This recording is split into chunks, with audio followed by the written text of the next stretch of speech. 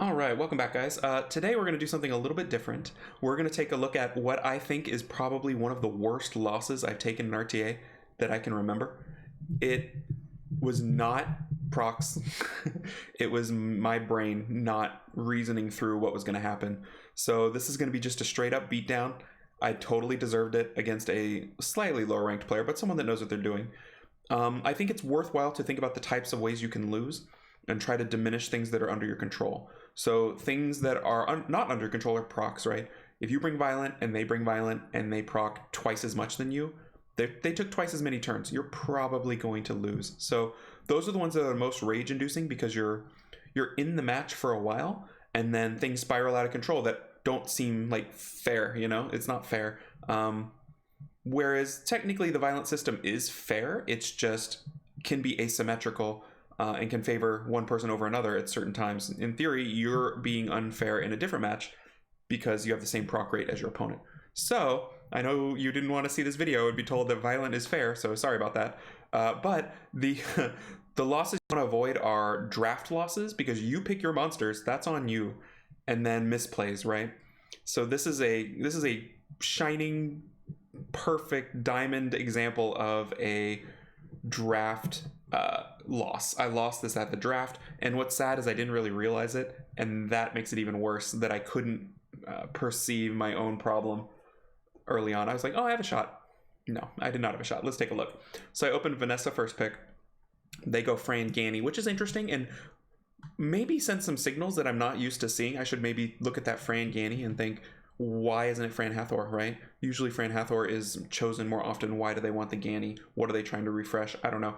But, you know, I saw the Ganny and I thought, oh, great, I can bring Hathor right away. They won't get Hathor Ganny, and I'm feeling pretty great. Hathor Verd, that's a fantastic combo. I feel really nice about this draft so far. They go with Oki Perna. I'm thinking, okay, that's not the worst thing in the world. The Oki, you know, is a problem. Oki Ganny's a problem. Perna's a problem against my Verd, but I've got the Vanessa to back her up. Let's go ahead and see their last pick. So then I go with the Triana as my last pick because I have no sustain, and kind of my thought is if I don't have Fran, I need Triana so I get some sort of sustain, especially against their team that's going to have Fran and Perna for sustain. They go with Veligil last pick. I'm thinking, okay, I'm looking at my draft. I'm thinking I've got two forms of buff removal in Josephine and Hathor. They have two forms of immunity. Okay, that's normal. That's kind of what I get stuck with quite a bit. So what do I ban here? I don't like the Ganny Oki, but I'm thinking, okay, Perna's their only source of damage. I can get some early control going and it'll be fine, right? So I ban the Perna. That was my mistake. The draft wasn't great, but if I had changed my ban, I might have been able to salvage it. So already, look what's happening. I have no way of getting through this wall. No way at all. This is Rolling Stones number 1. As soon as I kind of see what's happening, I'm like, wait a minute. I can't get through the immunity. They have double reset, and I have no immunity. And now my 2 safety net units are both reset.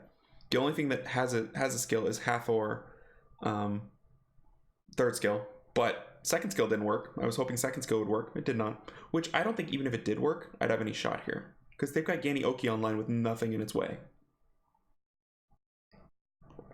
I played out this entire match. I was like, I deserve to watch every mistake from the opponent's team. I deserve to feel every reset and every stun because I screwed that up so bad. So it's a lot of this. Yeah, I already know there's no chance. He can do whatever he wants, and he is. That Violent Oki is pretty sweet. I kind of prefer Swift Oki because if you Violent after the skill 3, you're wasting the bar increase, but, you know, when it works like this, you're doing okay. So we're already down a unit.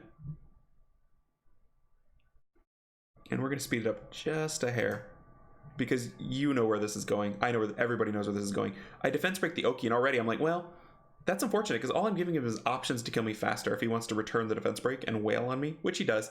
And there we are. So, oh, I thought I played it out to the very end. I guess this was the very end, right?